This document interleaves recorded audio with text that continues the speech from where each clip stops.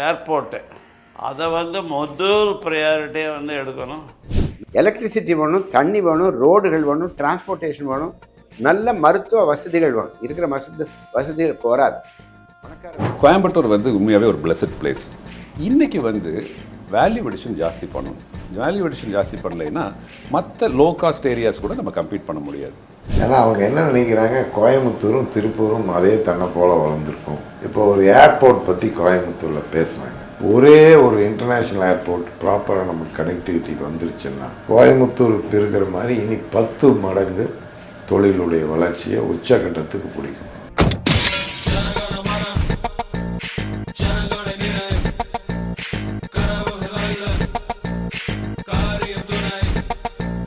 The need of Metro Rail project is one of the highest priority for the city, which will help the city grow in a rapid pace and also the suburbs of the city become more developed. அப்படின்னா நம்ம என்னென்ன bumps நிறைய bumps import பண்ணிட்டு இருக்கோமோ அதையெல்லாம் கண்டுபிடிச்சு இந்தியாவில் உற்பத்தி செய்யறதுக்கு மத்திய அரசு மேலும் உதவி செஞ்சாங்கன்னா உலகளாவிய விதத்தில் நம்ம பெரிய லெவலுக்கு போக முடியும். ஸோ எந்த கட்சியாக இருந்தாலும் தேர்ந்தெடுக்கப்பட்ட எம்பி அவர்கள் முயற்சியில் இந்த மாதிரி ஒரு இது எடுத்தாங்கன்னா ஈஸியாக நம்ம கோயம்புத்தூரை நல்லா முன்மாதிரியாக எடுத்துகிட்டு போகலாம்.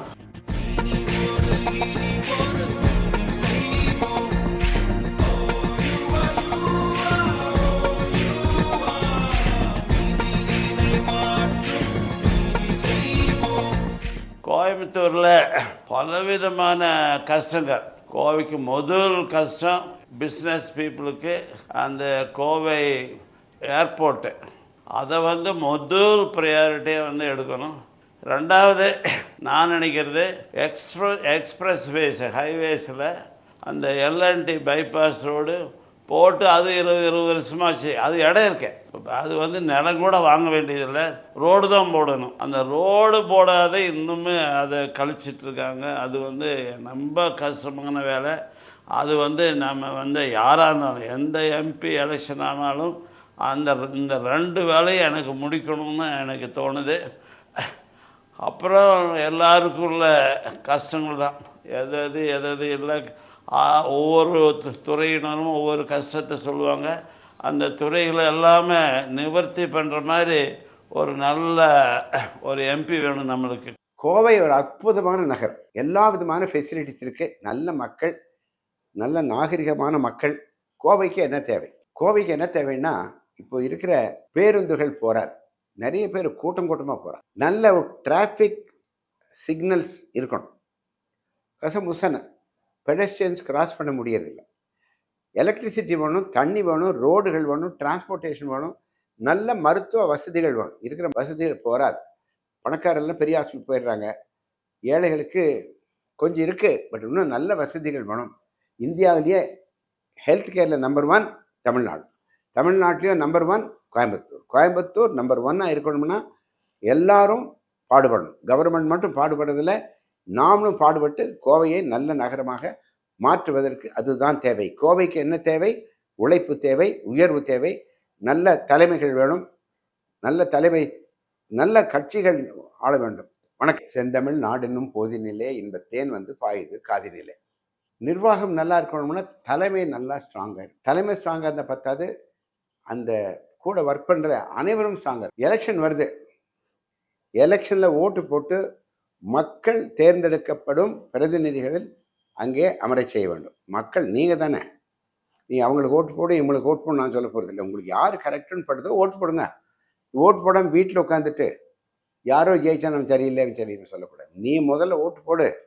நமது ராஜாவை தேர்ந்தெடுப்பது நமது உரிமை, நமது ராஜாங்கத்தை தேர்ந்தெடுப்பது நமது உரிமை. எந்த கட்சியாக இருந்தாலும் பரவாயில்ல. நாம் சொல்கிறத அவங்க பண்ணுறாங்களா, இல்லை அவங்க ப்ராமிஸ் பண்ணுறது நமக்கு பண்ணுறாங்களா அப்படி பார்த்துக்கோம். நமக்கு நல்ல நிர்வாகம் தேவை. தமிழ்நாடு அற்புதமான நாடு. நான் இந்திய நாட்டை பற்றி சொல்ல, தமிழ்நாடு அற்புதமான நாடு. கோயம்புத்தூருக்கு நான் டெக்ஸ்டைல் இண்டஸ்ட்ரி சார்பாக பேசுகிறேன். கோயம்புத்தூர் உண்மையாகவே ஒரு பிளஸட் பிளேஸ். சக்திக்கு மீறின அளவுக்கு கோயம்புத்தூரில் டெக்ஸ்டைல் இண்டஸ்ட்ரி லாஸ்ட் 70 இயர்ஸில் வந்திருக்குது. இன்றைக்கி வேல்யூ அடிஷன் ஜாஸ்தி பண்ணணும். வேல்யூ அடிஷன் ஜாஸ்தி பண்ணலைன்னா மற்ற லோ காஸ்ட் ஏரியாஸ் கூட நம்ம கம்பீட் பண்ண முடியாது. அப்போது இந்த எல்லாத்தையும் செய்யக்கூடிய அளவுக்கு மத்திய அரசுடைய ஒரு சக்திக்குள்ளே அடங்கின அளவுக்கு ஒரு பெரிய ஒரு கிராண்ட்டை கொண்டு ஒரு centre of excellence for the next generation of textile products developed out of India அப்படிங்கிறதுக்கு ஒரு ஜவுளித்துறைக்கு வந்து அவங்க ஏதாவது ஒரு சப்போர்ட் பண்ணாங்கன்னா நம்மளுடைய டெக்ஸ்டைல் பிஸ்னஸ் அடுத்த ஒரு 2 to 3 டீகேட்ஸுக்கு it will grow and it will flourish. இரண்டாவது பார்த்தீங்கன்னா காட்டனில் எக்ஸ்ட்ரா லாங் ஸ்டேப்பிள்னு ஒரு காட்டன் இருக்குது, 2 காட்டன் இருக்குது. உங்களுக்கு மீடியம் ஸ்டேப்பிள்பாங்க, எக்ஸ்ட்ரா லாங் ஸ்டேப்பிள்பாங்க. இந்த எக்ஸ்ட்ரா லாங் ஸ்டேப்பிள் காட்டன் தான் தமிழ்நாட்டில் வந்து பெரும்பாலும் வளைஞ்சிட்டு இருந்துச்சு. எக்ஸ்ட்ரா லாங் ஸ்டேப்பிளோடைய இம்பார்ட்டன்ஸ் என்னென்னா பீமா கீசா இந்த மாதிரி இருக்கக்கூடிய ஃபாரின் காட்டனுக்கு ஈக்குவலண்ட்டாக இந்தியாவிலே காட்டன் தயாரிக்க முடியும். ஸோ காட்டன் மிஷன் ஒன்று எடுத்து தமிழ்நாட்டுக்கும் குறிப்பாக கோயம்புத்தூரில் இருக்கிற ஏரியாஸ் சுற்றியும் காட்டன் கல்டிவேஷன் ஜாஸ்தி பண்ணி நம்மளை வந்து ஒரு ரா மெட்டீரியல் அட்வான்டேஜ் சிட்டியாக ஒரு ரீஜனாக கொண்டு வந்தால் டெக்ஸ்டைல் இண்டஸ்ட்ரி அடுத்த ஒரு 20 இயர்ஸுக்கு ரொம்ப நல்லாயிருக்கும். இது போக இன்றைக்கி கோயம்புத்தூரில் இருக்கக்கூடிய ஏர்போர்ட்டில் இருக்கக்கூடிய கனெக்டிவிட்டி நீங்கள் பார்த்தீங்கன்னா very limited which are not preferred by customers வந்து இங்கே போகிறது ரொம்ப ஈஸி அப்படின்னு நினச்சிட்டு இங்கே வருவது இல்லை. அது வந்து நம்மளுடைய வளர்ச்சிக்கு ஒரு பெரிய ஒரு முட்டுக்கட்டாக இருக்கிறது. So international connectivity with major airlines in Middle East like Emirates, like your Etihad, இந்த மாதிரி airlines, eastern airlines like Singapore airlines, Cathay, இந்த மாதிரி கனெக்டிவிட்டி வந்துச்சுன்னா இந்த ரீஜன் வந்து நல்லா வளரும். டெஃபினட்டாக தொழிலுக்கு ஒரு பெரிய சப்போர்ட்டாக இருக்கும். நமக்கு இது வரைக்கும் மத்திய அரசாங்கத்துடைய எந்த ஒரு இண்டஸ்ட்ரியும் கோயம்புத்தூருக்கு வரவே இல்லை. இத்தனைக்கும் கோயம்புத்தூர் தான் பெஸ்ட் இண்டஸ்ட்ரியல் சிட்டி.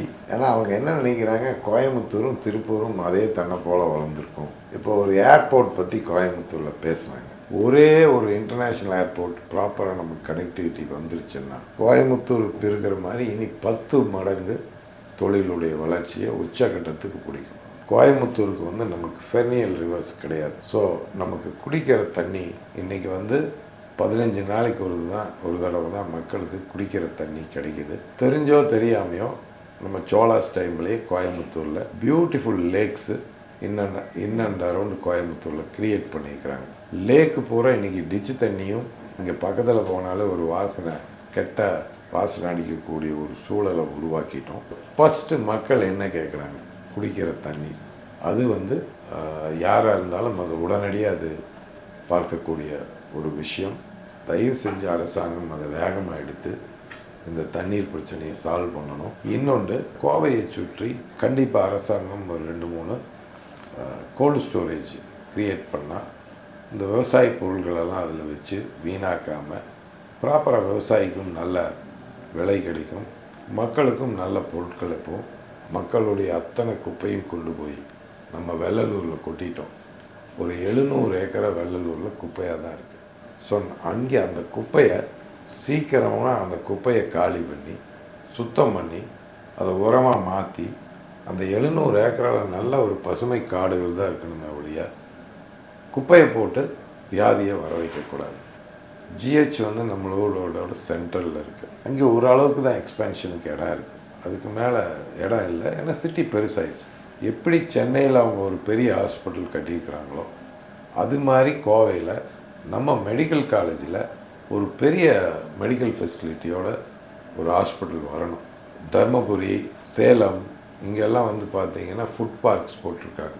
நமக்கு ஒரு ஃபுட் பார்க் போட்டால் இந்த ஃபார்மர்ஸோட இதெல்லாம் வேல்யூ ஆட் பண்ணி திரும்ப இது வெளிநாடுகளுக்கெல்லாம் ஏற்றுமதி பண்ணலாம். அந்த ஃபார்மர்ஸுக்கும் ஒரு நல்ல வேணும். ஸோ அதுக்கு பொருத்தமாக இதெல்லாம் யார் கொண்டு வர முடியுமோ அவங்கள தான் மக்கள் நினச்சி பார்க்கணும். Vanakkam, this is Gugan Ilango, President, Credai Coimbatore. April 19th marks the most important day in our democratic process of electing the representative from Coimbatore as the Member of Parliament. As the citizen of this beautiful city, our request put forward to all the Lok Sabha candidates of Coimbatore for election 2024 is enormous. I'd like to pinpoint some of the key requirements in terms of infrastructure development for this city. First would be the expansion of the airport, which is a very important need for us to have a better national and international connectivity by air. The need of metro rail project is one of the highest priority for the city, which will help the city grow in a rapid pace and also the suburbs of the city become more developed. The need of an outer ring road project which needs to be completed at a very fast pace, which will help the congestion to be reduced in the city and also in the outer area.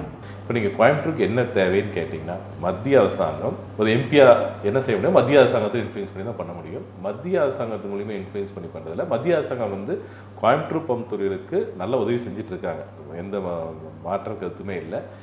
எண்ணெய் கிணறுகளில் use பண்ணக்கூடிய pumps, அதெல்லாம் வந்து high value pumps, oil and natural gas use பண்ணக்கூடிய pumps, power இண்டஸ்ட்ரியில் use பண்ணக்கூடிய pumps, nuclear pumps, இதெல்லாம் வந்து import பண்ணிகிட்ருக்கோம். அப்படின்னா நம்ம என்னென்ன பம்ப்ஸ், நிறையா பம்ப்ஸ் இம்போர்ட் பண்ணிகிட்ருக்கோமோ அதையெல்லாம் கண்டுபிடிச்சி இந்தியாவில் உற்பத்தி செய்யறதுக்கு வந்து மத்திய அரசு வந்து மேலும் உதவி செஞ்சாங்கன்னா உலகளாவிய விதத்தில் வந்து நம்ம பெரிய லெவலுக்கு போக முடியும். சோலார் பம்ப்ஸுடைய பாலிசி டிசிஷனில் வந்து நம்ம இத்தனை வருஷமாக பம்ப் தயாரிச்சுட்டு இருந்தால் கூட வந்து இப்போ லாஸ்ட் ஃபியூ இயர்ஸ் தான் சோலார் பம்ப் ஆப்ரேட் ஆகிட்டு இருக்கு. அதில் வந்து கோயம்புத்தூர் பம்ப் உற்பத்தியாளருடைய பங்கு வந்து ரொம்ப குறைவு, கிட்டத்தட்ட இல்லைன்னே சொல்லலாம். ஏன்னு கேட்டிங்கன்னா, எங்களால் வந்து சில ஸ்பெசிஃபிகேஷன்ஸ் வந்து அவங்க போட்டிருக்காங்க, அது நமக்கு சாதகமில்லாத ஸ்பெசிஃபிகேஷன்ஸாக இருக்குது. அதை மாற்றுவதற்காக வந்து மினிஸ்ட்ரி ஆஃப் பவர்லேயும் பேசி கொஞ்சம் மாற்றம் பண்ணி கொடுத்தாங்கன்னா அது வந்து ஒரு லெவலுக்கு மேலே எங்களுக்கு ரீச் பண்ண முடியல. அது ரீச் பண்ணி கொடுத்தாங்கன்னா அரசுக்கும் பயன்பெற்றதாக இருக்கும், நாட்டுக்கும் பயன்பெற்றதாக இருக்கும். கோயம்புத்தூர் தொழில்துறைக்குள்ள அகில இந்திய தொழில்துறைக்குமே வந்து பம்ப் தொழிலுக்குமே வந்து இது வந்து ஒரு மிகப்பெரிய பயனாக இருக்கும். சோலார் பம்ப் ஸ்பெசிஃபிகேஷன்ஸில் வந்து ஒரு சேஞ்சஸ். நாட்டுடைய தரச்சான்றிதழ்க்கு கொடுக்கக்கூடிய ஒரே ஆர்கனைசேஷன் வந்து bureau of Indian standards, ISI. இப்போ வந்து பியூரோ ஆஃப் எனர்ஜி எஃபிஷியன்சின்னு இருக்காங்க. MNRE தனியாக ஸ்பெசிஃபிகேஷன் வச்சுருக்காங்க. எதுக்கு 3 விதவிதமான அமைப்புகளிடம் போய் 3மே மத்திய அமைச்சர் விங்ஸ் தான் 3 பேருக்கு எது சர்டிஃபிகேட் வாங்கணும்?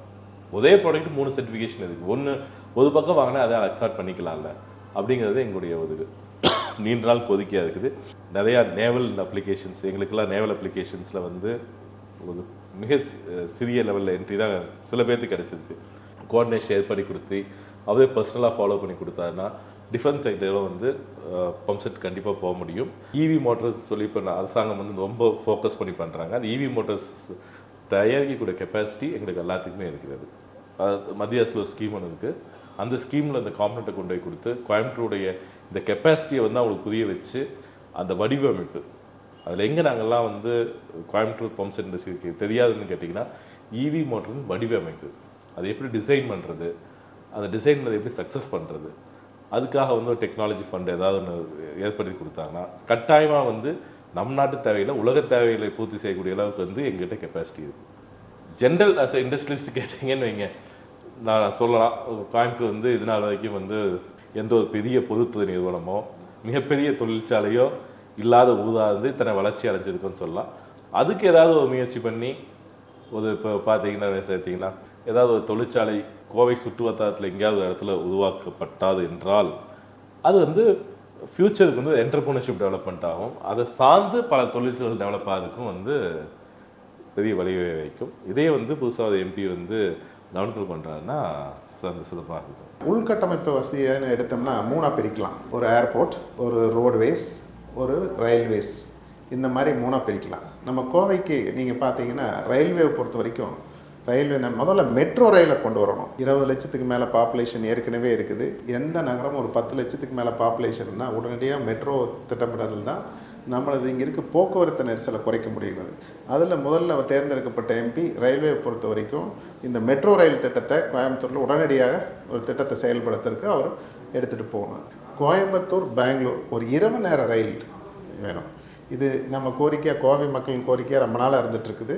அடுத்தது நீங்கள் வந்தீங்கன்னா ரோட்வேஸ் எடுத்துட்டா நம்ம கரூர் கோயம்புத்தூர் ஒரு 4 வழி 6 வழிச்சாலையாக ஒரு திட்டம் ஏற்கனவே ஒரு 4 ஆண்டுக்கு முன்னால் போட்டாங்க. அந்த திட்டத்தை மறுபடியும் எடுத்து ஒரு போட்டோம்னா ஒரு தென்பகுதியை கோயம்புத்தூருக்கு வந்து நல்ல டெவலப்மெண்ட் இருக்கும், அந்த போக்குவரத்து நெரிசலும் குறைஞ்சிரும். நம்ம LNT பைபாஸ் ரோடு 1998 அது LNTக்கு வந்து 30 ஆண்டு காலத்துக்கு கொடுத்துருக்காங்க. இந்த 29 வரைக்கும் இருக்குது. அது வந்து இப்போ 2 வழிச்சாலையாக இருக்குது. அது 4 வழிச்சாலை 6 வழிச்சாலையாக மாற்றுறதுக்கு நம்ம தேர்ந்தெடுக்கப்பட்ட MP முழு முயற்சியாக செய்யணும். ஏர்போர்ட்டை பற்றி சொல்லணுன்னா இப்போ வந்து நில எடுப்பு வேலைகள்லாம் கிட்டத்தட்ட முடிஞ்சிருச்சு. சின்ன சின்ன பாலிசி டிசிஷன் ஸ்டேட் கவர்மெண்ட்டுக்கு சென்ட்ரல் கவர்மெண்ட் இருக்குது. அது தேர்ந்தெடுக்கப்பட்ட MP வந்து அதுக்கு பாலமாக இருந்து 2 திட்டத்தையும் 2 பேர்த்தையும் இணைச்சு ஒரு விரிவாக்கத்தை உடனே கொண்டு வந்து உலக நாட்டில் எங்கே வேணாலும் 24 மணி நேரத்தில் கோயம்புத்தூரில் இருக்கிறவங்க போயிடலாம். இது குறிப்பாக வந்து ஐடி செக்டருக்கு ரொம்ப உபயோகமாக இருக்கும். இது இல்லாமல் ஒரு சென்ட்ரல் யூனிவர்சிட்டி கோயம்புத்தூர் எடுத்திங்கன்னா எஜுகேஷன் ஹப், மத்திய அரசு அந்த மாதிரி ஒரு சென்ட்ரல் யூனிவர்சிட்டியை கோயம்புத்தூரில் கொண்டு வந்தாங்கன்னா இங்கே ரொம்ப நல்லா இருக்குங்கிறது என்னோட இது. எய்ம்ஸ் மாதிரி ஒரு ஸ்பெஷலைஸ்டு ஹாஸ்பிட்டல் கோயம்புத்தூர் பகுதிக்கு இருந்ததுன்னா இந்த மேற்கு கொங்கு பகுதிக்கு வந்து ஒரு நல்ல இதாக இருக்கும். ஸோ எந்த கட்சியாக இருந்தாலும் தேர்ந்தெடுக்கப்பட்ட எம்பி அவர்கள் முயற்சியில் இந்த மாதிரி ஒரு இது எடுத்தாங்கன்னா ஈஸியாக நம்ம கோயம்புத்தூரை நல்லா முன்மாதிரியாக எடுத்துகிட்டு போகலாம். உள்கட்டமைப்பு வசதி நல்லா இருந்தாலே எல்லா தொழிலும் வளர்றதுக்கு ஒரு வாய்ப்பு இருக்குது. ஸோ தேர்ந்தெடுக்கப்பட்ட எம்பி கோவை மக்கள் நீண்ட நாள் இருந்த கோரிக்கைகள்லாம் நிச்சயம் நிறைவேற்றுவார் என்ற நம்பிக்கை இருக்கிறது. அனைவருக்கும் அட்வான்ஸ் வாழ்த்துக்கள். நமக்கு தெரிந்தவர்கள் தான் எலெக்ஷன் நிற்கிறாங்க. அந்த தெரிந்தவர்களில் யார் நல்லவர்கள் பாருங்கள், வாக்குறுதியை கேளுங்க, 100க்கு 100% ஓட்டு போடுங்க. தயவுசெய்து அந்த ஒரு நாளில் உங்கள் உரிமையை விட்டுடாதீங்க. ஓட்டு போடுங்க, ஓட்டு போட்டே தீரணும், ஓட்டு போடுங்க.